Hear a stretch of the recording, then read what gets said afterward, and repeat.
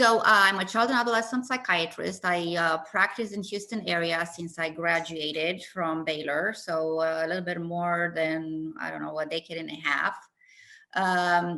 But I'm also a single mother, and I kind of raised my kids through this journey with the training and developing the clinic. And I don't know, with age and wisdom, I started developing interest in helping parents to parent their children to achieve wellness. And I'm trying to develop this parenting coaching series that would hopefully help people to parent their kids through different situations, including the ones that we kind of discussed today, adversities, right? When I thought about today's subject, obviously I had in mind the challenges of 2020 COVID-19, but then the freeze happened. So besides the adversities that pandemic had on our lives, on society, on youth, on my patients, on every one of us, right?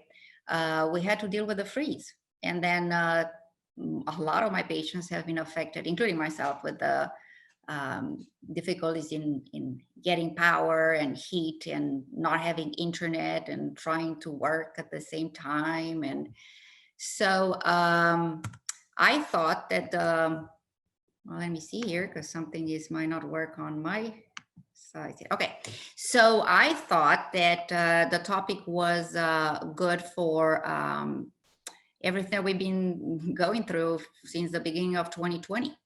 And of course, what we experience first when we encounter adversities is a lot of uncertainty. We don't know when it's going to end. We don't know what way to go, what directions to have. So those situations are the ones that we're a little bit, confused. And that's when faith becomes a centralizing force in our lives. So we know that with the pandemic, and especially during the Uri storm, we had a lot of unknowns. Not only that we had to deal with our uncertainty, but having small kids at home added to the challenges, right? Because we had to keep ourselves going, and on the other hand, we had to provide for them. So we become this provider in distress. We have to take care of our needs, but also to provide for their needs, physical, emotional, and spiritual. So that was a challenge in itself for a lot of my patients. And we see a wave of people coming back and talking and recounting what happened during those periods of time. And during those periods, sometimes we pray and we feel that sometimes the prayers are not answered. And those are the moments when the child even can ask, where is God? So one of my favorite metaphors that I use in my practice a lot is a boat on a boat of water during the storm, right? So during the midst of the storm is less about directions, it's less about going from A to B. It's more about keeping it going and keeping the boat on.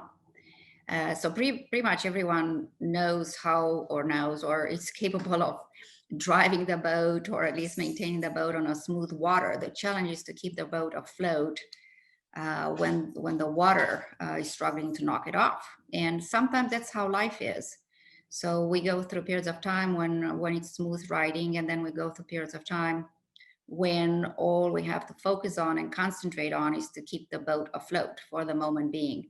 So I think that's one thing that we do in adversity. We have to think less about what's going to happen in 6 months, but more on what we're going to do today and how can keep ourselves together and how can provide for our kids in the same time.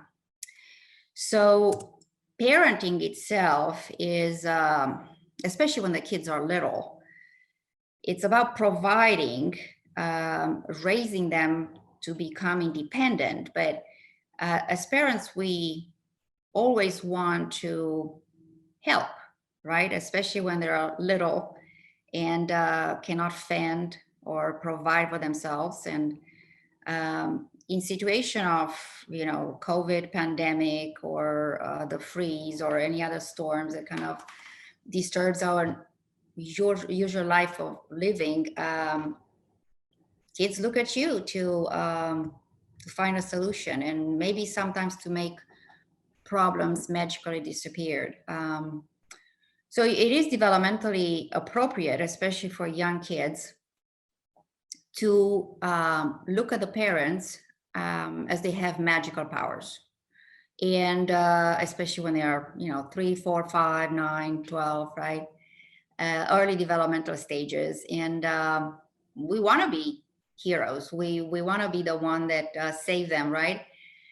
On the other hand, we need to nudge them to develop their own abilities to provide for themselves and to become parents and models in their own for their own kids later on, or other kids in their lives.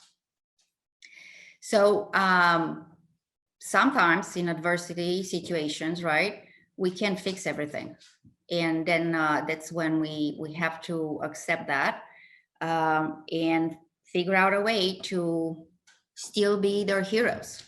And we are heroes in those situations by really modeling resilience, right? So I love that idea, because really we have to be able to blossom and flourish in pretty much any situations, right? And it's just on a personal note, I grew up in a former country in a Soviet bloc, and there was a lot of poverty going on when I was growing up, and it was kind of generalized. But really, when I look back at my childhood, I don't think I lacked anything, right? So the fact that maybe you go through rough times at some point doesn't mean that you cannot grow up and develop those resilience abilities that would help you to become a more accomplished adult. So I kind of see a lot of times like I'm looking at adversities as opportunities. If you manage an adversity well, then that's an opportunity to develop a strength, and also to have a more positive outlook on what you are and who you can become, and actually show that to your kids. So in the process of raising kids, we want to teach them to develop resilience, right? And the resilience comes from or manifests in different ways, right? It can be about getting the appropriate help. It can be about, and we can, when we say appropriate help from the community, the religious community is very important besides the social or medical situation, medical communities, especially in situations like COVID, right? People can use conscious strategies to make the best out of negative situations. And sometimes when you're a little bit more anxiety prone, you have to learn how to reflect on your own thought process and try to project a more positive potential outcome of the situation. But a lot of individuals just use involuntary mechanism to kind of modulate the way they perceive the adversity or the situation in which maybe other people feel hopeless, right? And how do children achieve resilience? Where is through the growing process, right? It's a physical, psychological development. And usually they learn from the world surrounding them. But above all, we really model that resilience for them.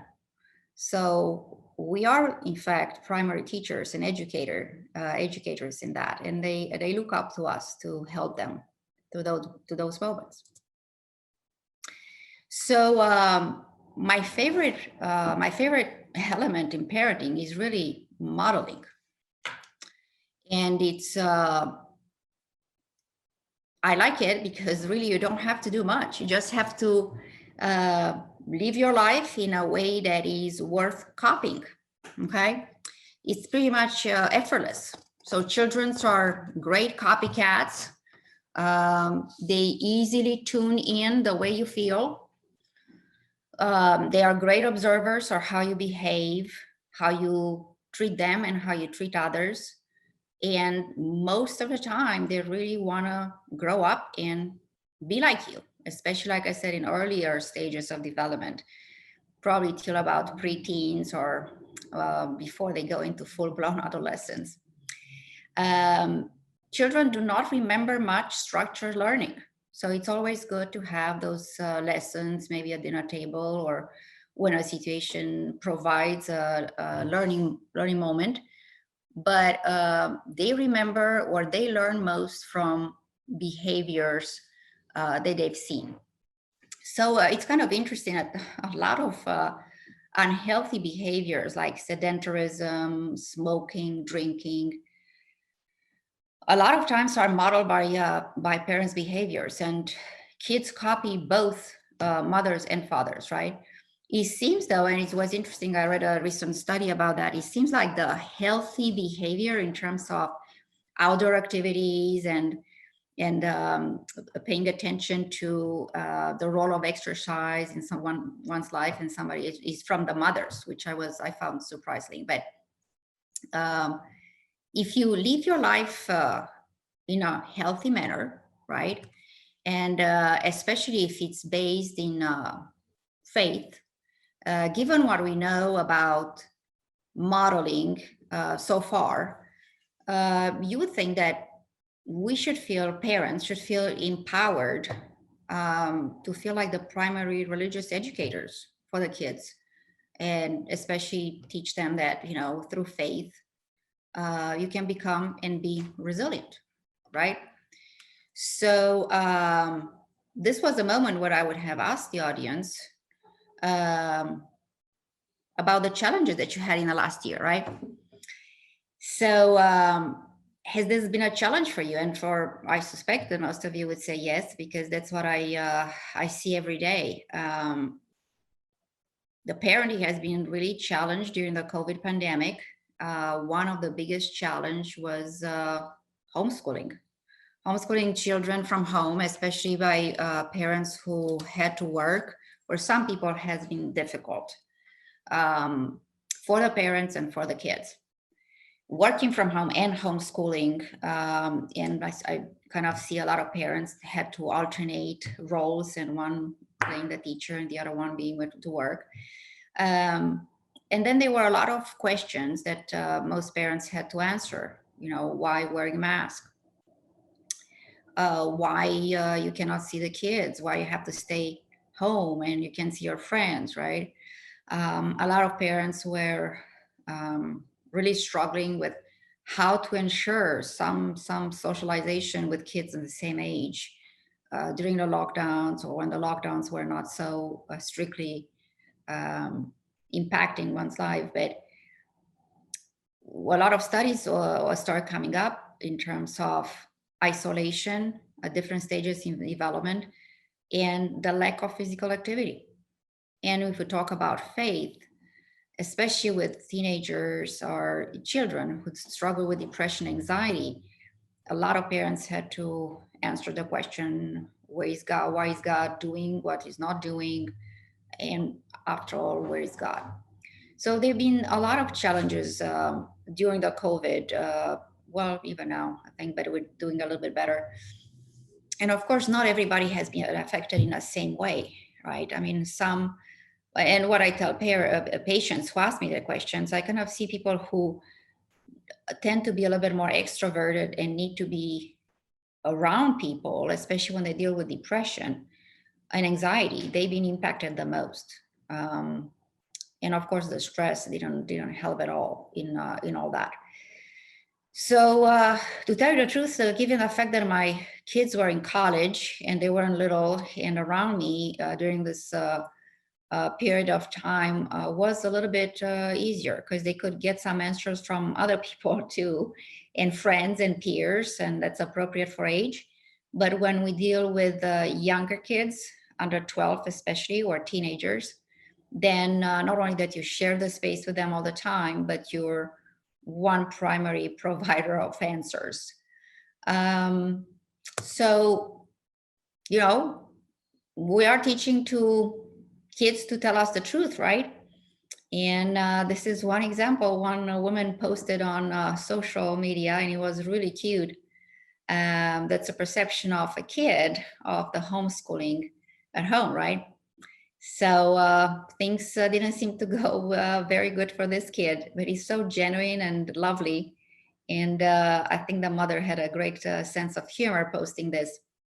So also, I see a lot of kids struggling with the academics and performance this year because they lack the social interactions. Needless to say, I also see kids who perform extremely well in a homeschool environment, and but the majority of them really benefit from learning with others and from others. So it has been a complex situations all around with the COVID and learning from school. So, what would be the most challenging thing about working from home? Probably, having kids with you all the time, and trying to go between the role as a provider and working and keeping your job and doing a lot. Some people have been extremely busy during those times with also sharing the time with the classroom slash living room environment. But lately we had other challenges that we had to model some resilience, during which we had to model some resilience for the kids, right? So most of us had no power in Houston, right? I went 36 hours without power, and some of my patients went without power for 4 or 5 days.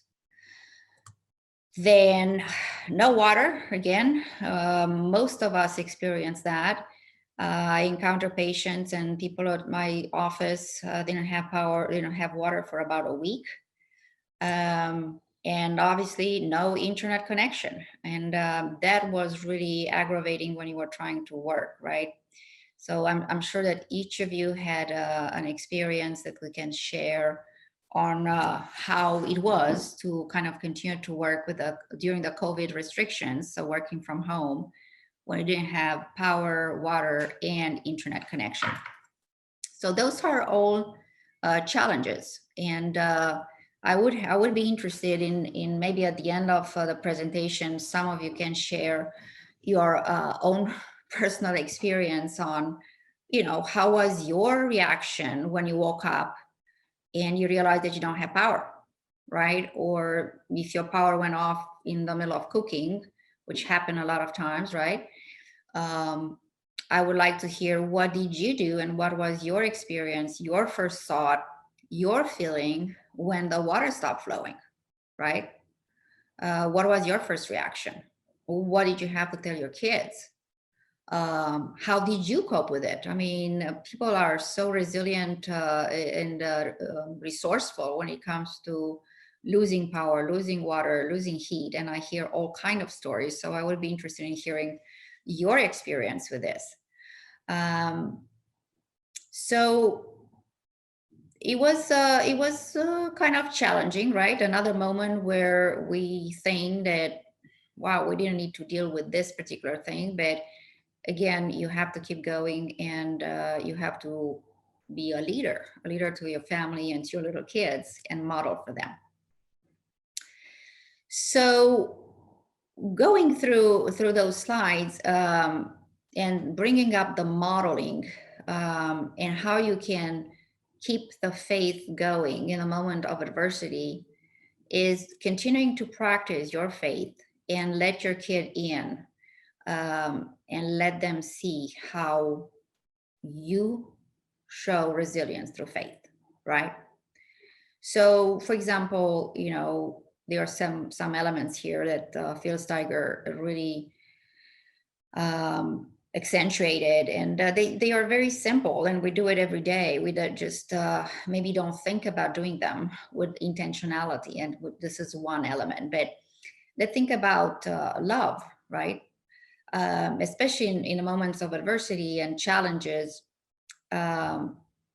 children can see the sacrifices you make. You make sacrifices even outside of situations, right? They see people, activities, things that you're attached to, and sacrifice that you make for the love of those people, or things that you're involved and you love as well.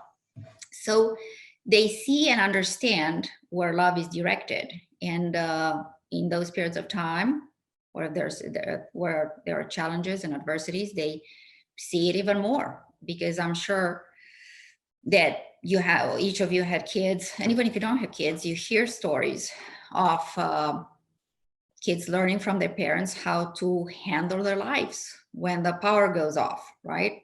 Maybe taking water from the pool to use for the toilets, maybe sharing a bottle of waters with your neighbors, maybe heating up with the gas. I mean, there are all kind of things and stories that I hear, but those are sacrifices. So you show them how you conquer an adverse situation, and how you learn to become more resilient, right? Respect is another one that another element that you should model it all the time. And most people with faith, they do that. They respect each other and they treat others as important people.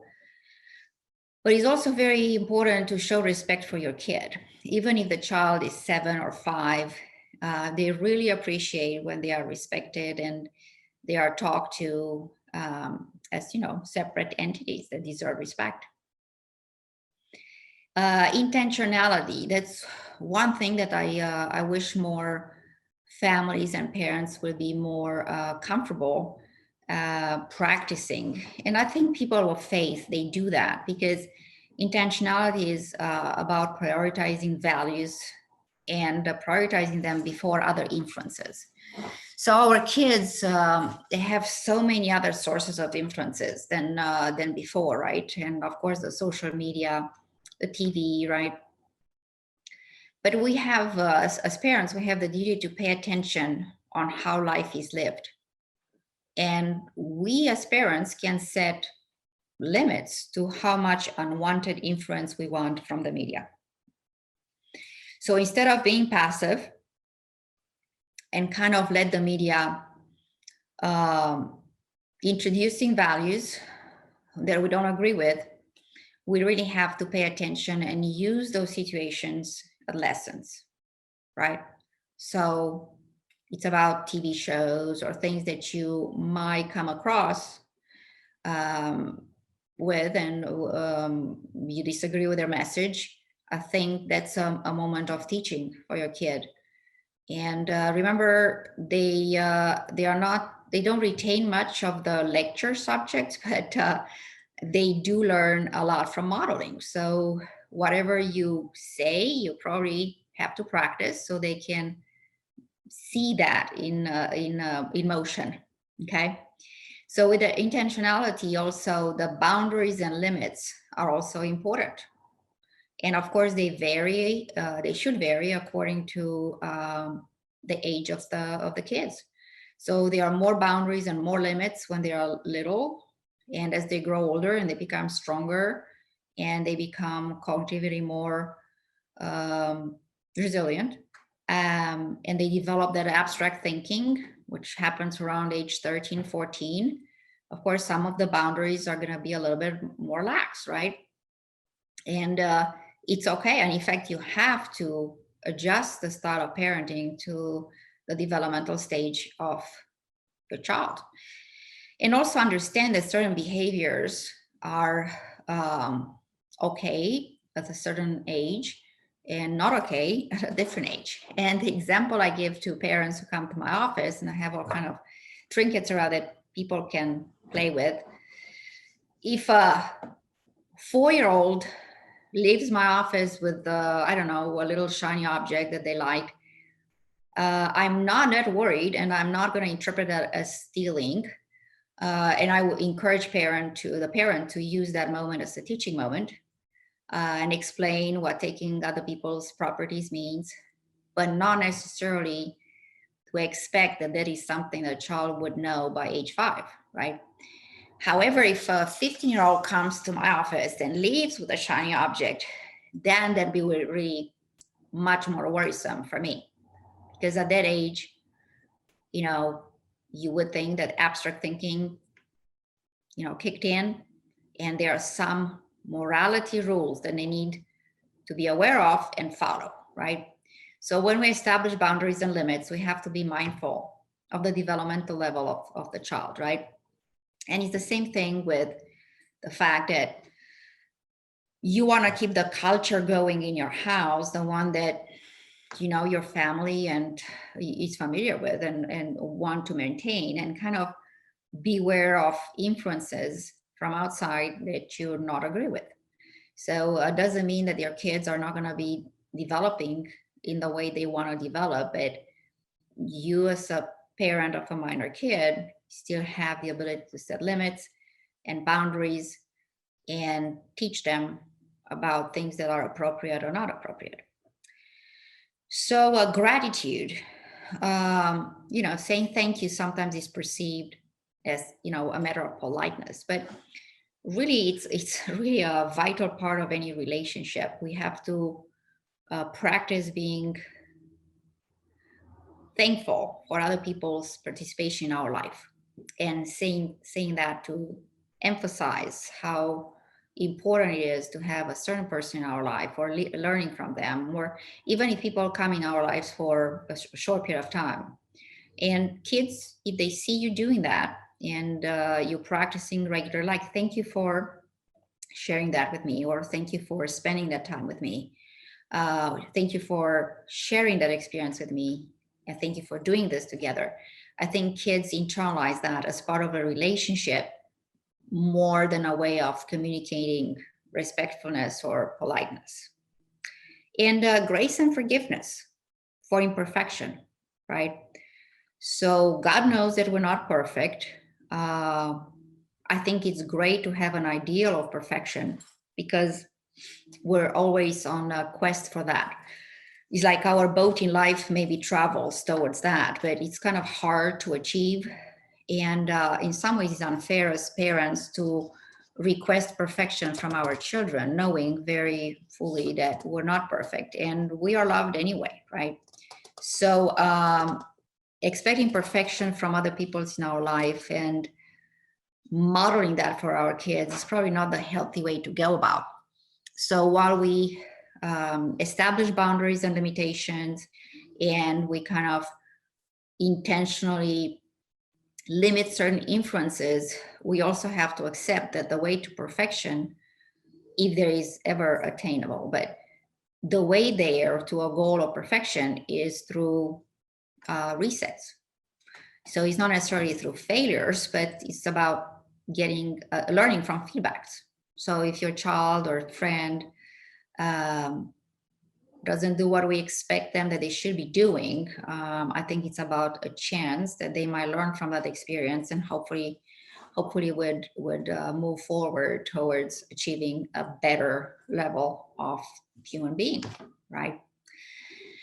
And it's about adaptability. Adaptability is so important, and the studies do show that people, especially in situations of challenges and especially situations of adversities, people who prevail are usually the ones that are flexible. So rigidity is not necessarily the best thing that has to come forward in life in general, but also in situations where you don't feel like you're in control. So like we talked at the beginning, we have a situation like COVID, or no power, no electricity, really where we feel like we don't have any control over it, because we don't. And that's a moment where we have to adapt, right? And I found this quote on a poll in Philippines. I have learned in whatever situation I am to be content. And at that point, he was in jail, right? So it's about learning to be content with yourself, even in situation of deprivation, like in, you're in jail, or you're kind of at home with a lot of restrictions. It's not your usual life. However, you have to find a way of adapt, be content, and move forward. So in terms of helping kids to cope with adversity, well, we could learn from actually parents who were told that their kids had a very severe diagnosis. So those are from some studies in which the children have been given a severe medical condition, but not terminally ill. And they interview a lot of parents, and they try to figure out how they use faith to cope with situations in which their child life was not going to be the way they expected it's going to be. They had to deal with a chronic illness, a lot of medical interventions, a lot of medical treatments. And what they found was that most parents used faith to cope with that. And most of the time they saw God as active, benevolent, interventionist. I mean, they did pray to God, they did expect miracle, or they pray for miracles, they didn't necessarily expect them, but the faith was a source of hope of something good to come from that experience. And they found that as the God offers support, and they were, through their faith, they were able to focus on the structure of what they had to do in the moment and the next step on what it was needed to be done, instead of focusing on the uncontrollability of the situation. So when the diagnosis was given, instead of focusing on how difficult to control or uncontrollable that situation was, they focused on what they could actually do. So a lot of parents were able to find some relief in focusing on the immediate needs of their kids. And also the general answer was, the belief was a provided resilience. So faith and religious practices gave parents comfort and strength. And the parents were sustained by faith community. So having people around them, talking to them, understanding them, praying for them was really helpful for those parents that had to deal with the lack of, a situation where they were not at all in control. If you think about how kids look at those parents, and the fact that parents do model for the kids, we just can understand it. That's a great model for kids to follow. So a lot of times, for example, in my practice, so I refer a lot to therapy, right, for kids. And I always tell parents, the kid is going to learn from your attitude.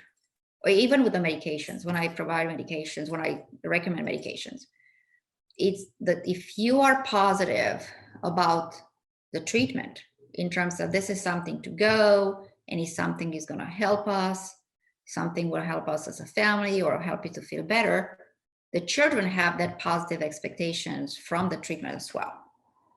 So a lot of times I see people coming in with the kids who say the kids refuse treatment, right?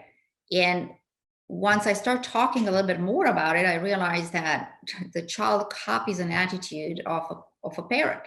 So if one of the parent is in disagreement with certain things, they split from the parental unity in terms of we both agree that this is something needed. If one parent goes the opposite direction, sometimes the kids refuse treatment. And it's hard to motivate them if you as a parent, you're not motivated to do so. It's the same thing with these parents whose kids were diagnosed with a severe medical condition, or in situations of deprivation, situations that we cannot control, to model those attitudes for our kids, and they will do better as well. So in times of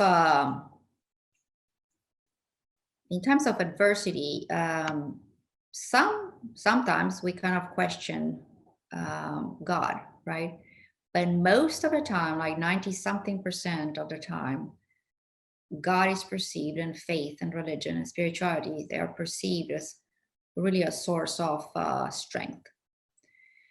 So often the term spirituality, religiosity are used interchangeably. And I just wanted to talk a little bit about that because I see them as a spectrum, right?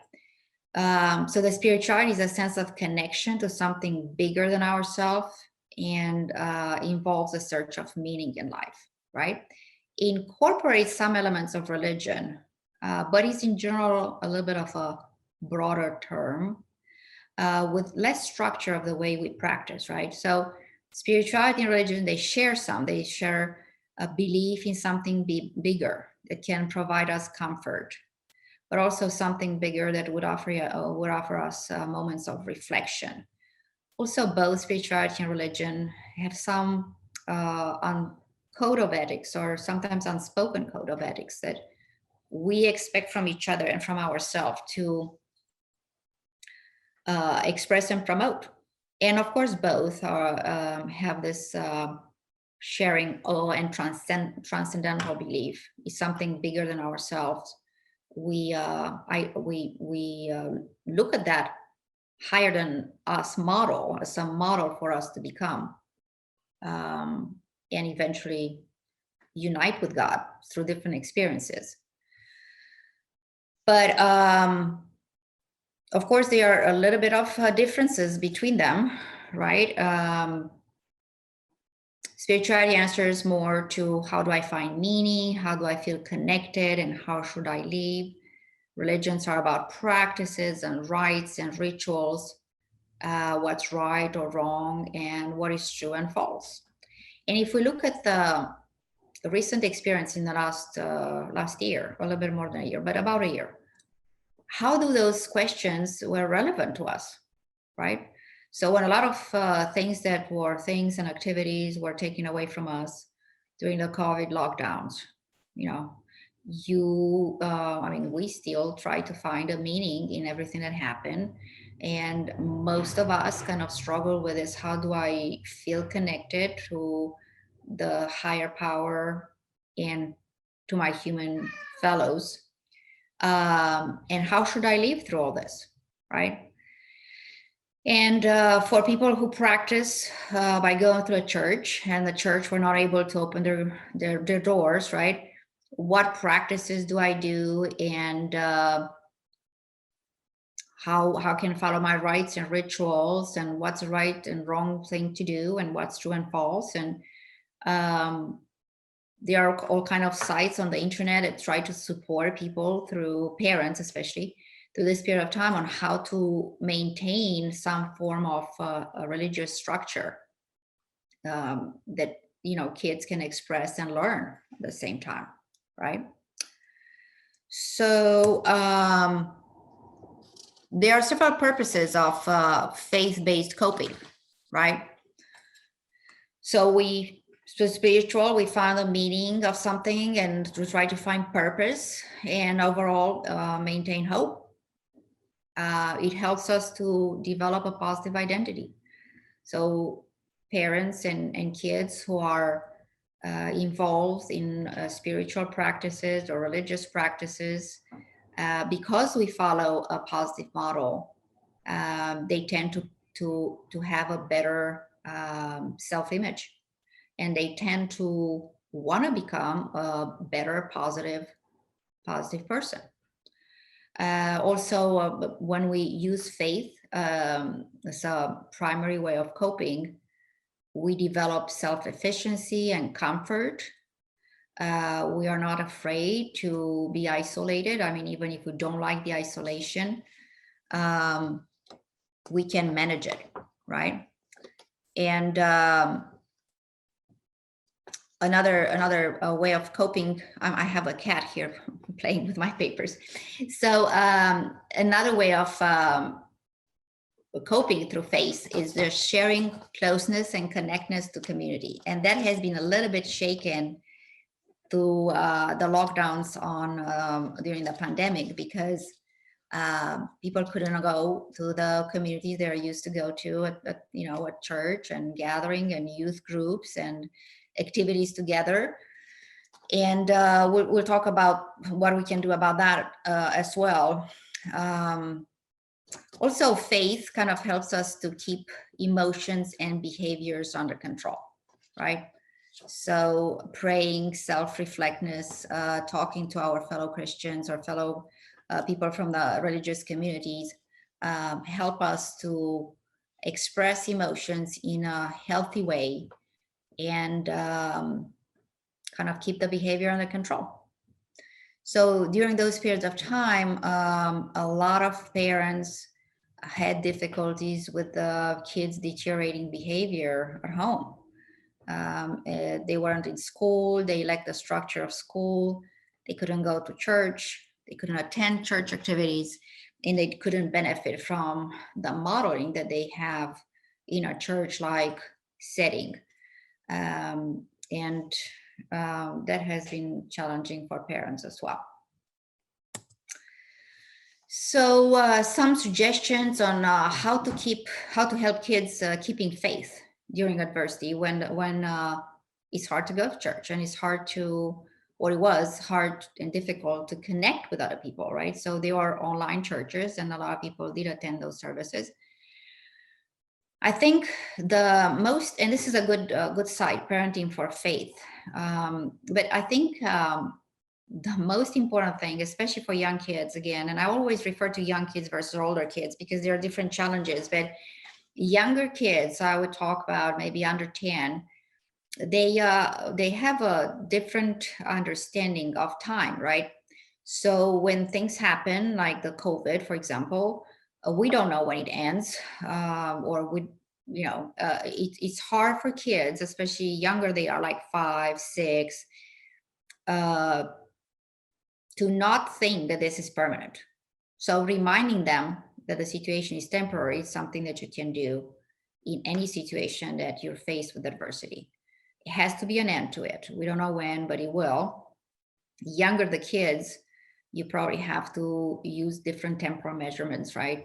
So I don't know, with the freeze, well, hopefully by next Sunday when we have the next church meeting or service, we're going to be outside of it. I mean, we're going to be over with the situation. So just expecting that this is not a irreversible change, that sometimes helps.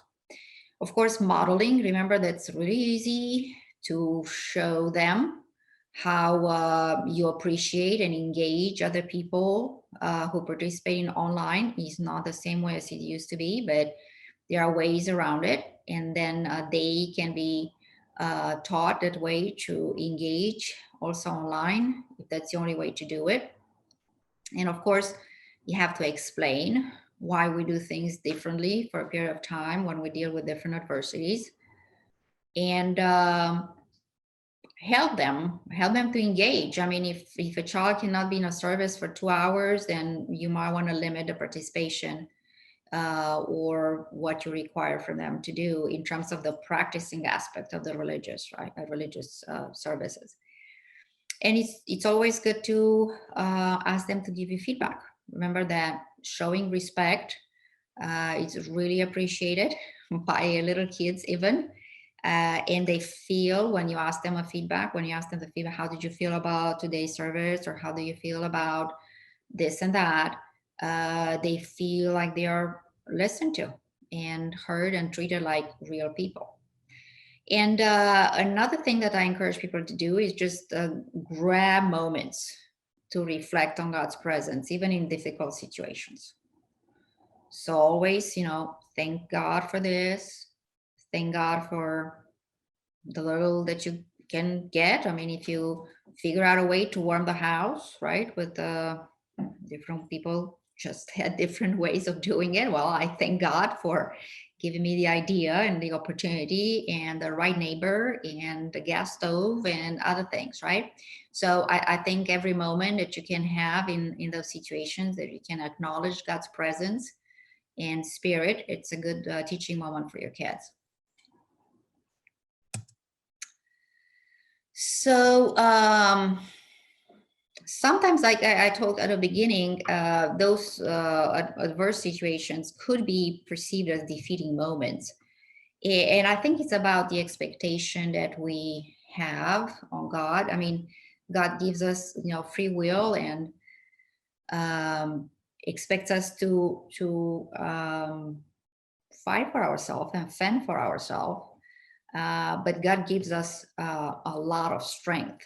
So I think faith and going back to those parents who had to deal with very difficult medical diagnosis, and sometimes those studies were made on difficult diagnosis without a terminal outcome, which is a little bit different of parents who get the diagnosis with a terminal outcome for their kids. But it's difficult to not understand that God sometimes had a limitation on how can influence those biological situations, right?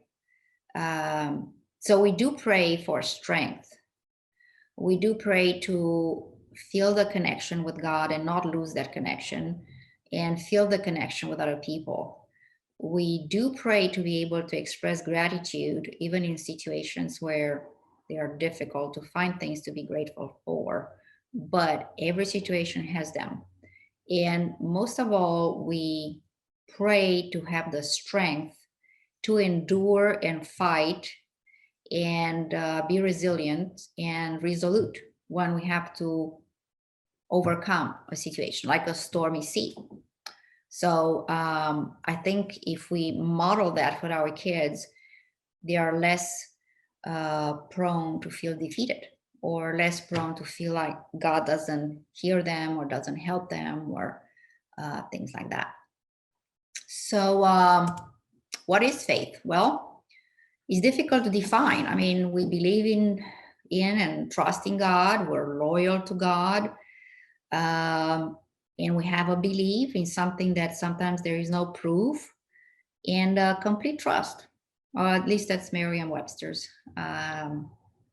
definition. But I like this cartoon, right?